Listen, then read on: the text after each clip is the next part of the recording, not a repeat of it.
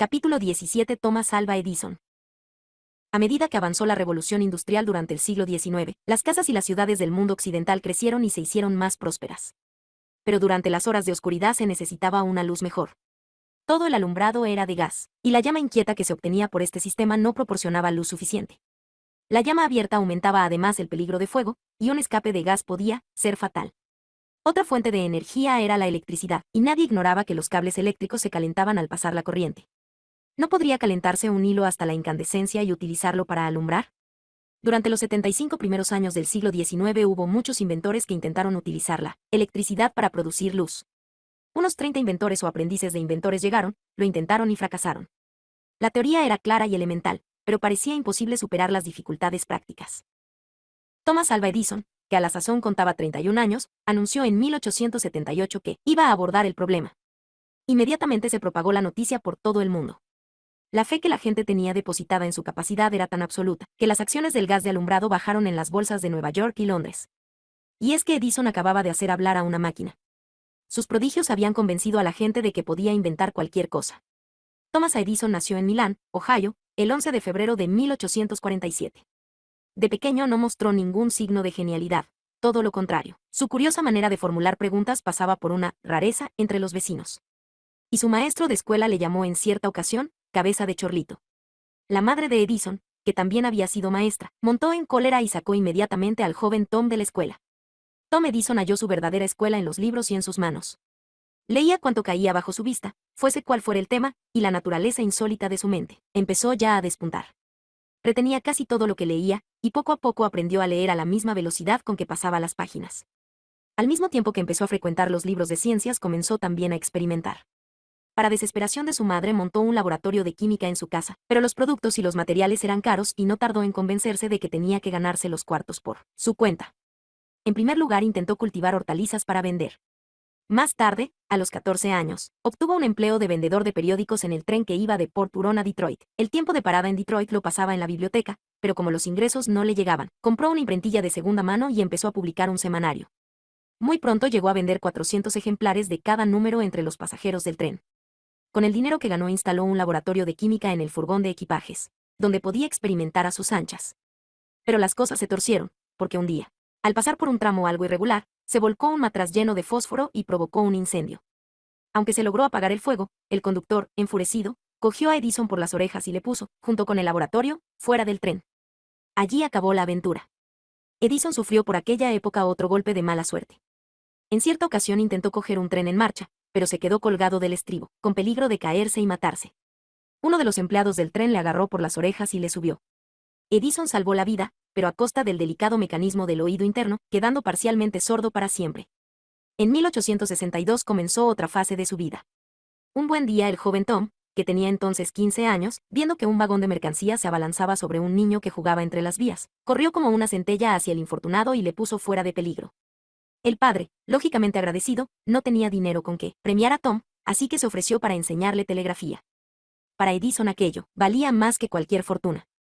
Edison se convirtió en uno de los telegrafistas más rápidos de su tiempo. Cuentan que trabajaba de forma tan automática, que cuando recibió por telégrafo la noticia de que habían asesinado a Lincoln, tomó el mensaje mecánicamente, sin darse cuenta de lo que había sucedido. En 1868 marchó a Boston, donde se colocó de telegrafista.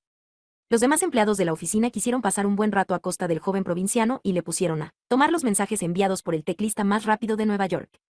Edison recogió sin fatiga todo cuanto salía del hilo. Al terminar, todos le vitorearon. Edison patentó aquel mismo año su primer invento, un dispositivo para registrar mecánicamente los votos del Congreso, pensando que así se abreviarían los trámites legislativos. Uno de los diputados le dijo, sin embargo, que no había ningún deseo de acelerar los trámites. Las votaciones lentas eran, a veces, una necesidad política. A partir de entonces, Edison decidió no inventar jamás nada sin estar seguro de que se necesitaba. En 1869 marchó a Nueva York para buscar empleo. Mientras esperaba en la oficina de colocación a que le entrevistaran, se estropeó una de las máquinas del telégrafo. Era un aparato que transmitía los precios del oro y de él dependían verdaderas fortunas. De pronto había dejado de funcionar y nadie sabía por qué. La oficina era un verdadero galimatías, y ninguno de los mecánicos acertaba con la avería. Edison inspeccionó la máquina y con toda calma dijo que sabía dónde estaba el fallo.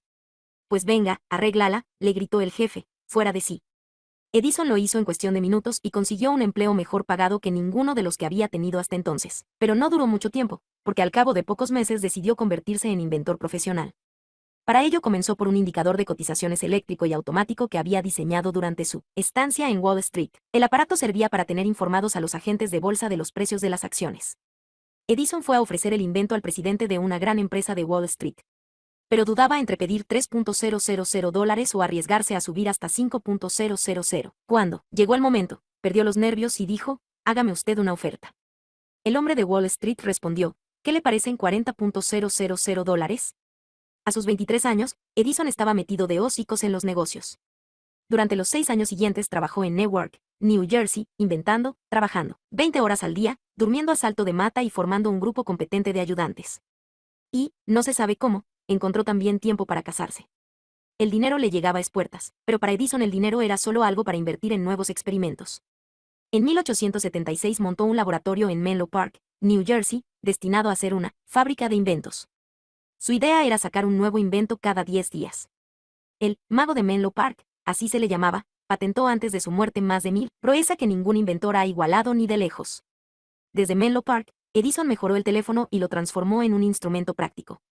Y allí inventó lo que sería su creación favorita, el fonógrafo.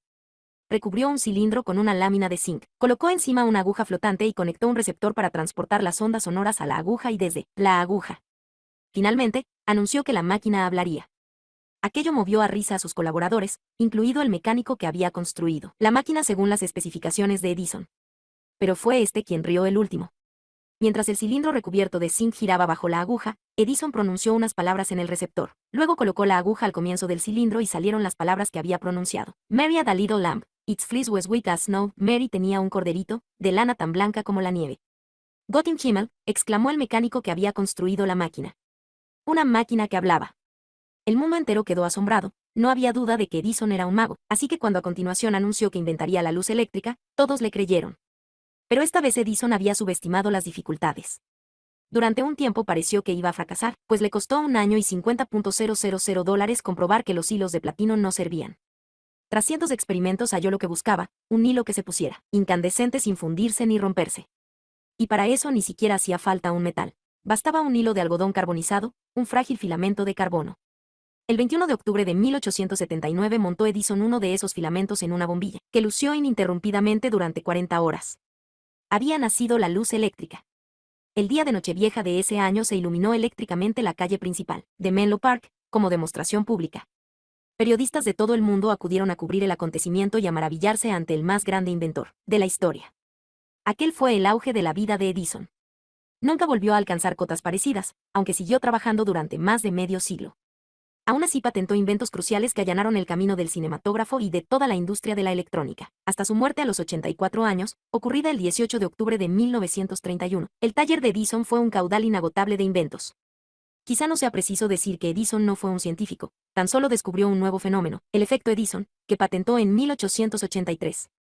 El efecto consistía en el paso de electricidad desde un filamento a una placa metálica dentro de un globo de lámpara incandescente. El descubrimiento recibió poco eco en su tiempo, y ni siquiera Edison prosiguió su estudio, pero fue el germen de la válvula de radio y de todas las maravillas electrónicas de hoy. El conocimiento abstracto no le interesaba. Era un hombre práctico que quería transformar descubrimientos teóricos en artilugios útiles. Pero quizá tampoco sean los inventos en sí lo que hay que destacar entre las aportaciones de Edison a nuestras vidas, porque aunque es cierto que hoy disfrutamos del fonógrafo, del cine, de la luz eléctrica, del teléfono y de 1000 cosas más que él hizo posibles o a las que dio un valor práctico, hay que admitir que, de no haberlas inventado él, otro lo hubiera hecho, tarde o temprano, eran cosas que flotaban en el aire. No, Edison hizo algo más que inventar, y fue que dio al proceso de invención un carácter de producción en masa. La gente creía antes que los inventos eran golpes de suerte. Edison sacaba inventos por encargo y enseñó a la gente que no eran cuestión de fortuna ni de conciliábulo de cerebros. El genio, decía Edison, es un 1% de inspiración y un 99% de transpiración. Inventar exigía trabajar duro y pensar firme. Y así es como la gente comenzó a habituarse a que los inventos y los perfeccionamientos fueran lloviendo en la vida cotidiana como el fenómeno más natural del mundo. Se hizo a la idea del progreso material y empezó a dar por descontado que los científicos, ingenieros e inventores no pararían de encontrar maneras nuevas y mejores de hacer las cosas. Es difícil decir cuál de los inventos de Edison fue su máxima aportación. Su contribución a la ciencia fue la idea general de un progreso continuo e inevitable, materializado gracias a esforzados investigadores que trabajan en grupo o en solitario, con el objetivo de ensanchar el horizonte del hombre.